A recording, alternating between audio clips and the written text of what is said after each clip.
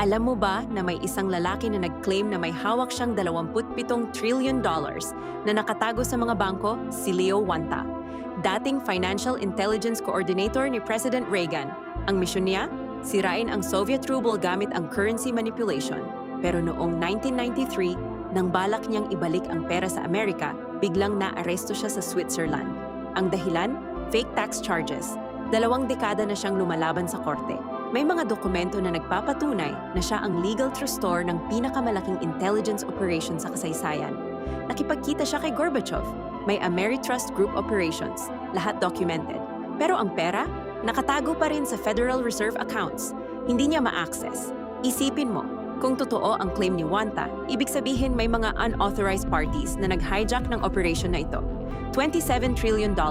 Yan ang sapat na pang-destabilize ng buong global economy.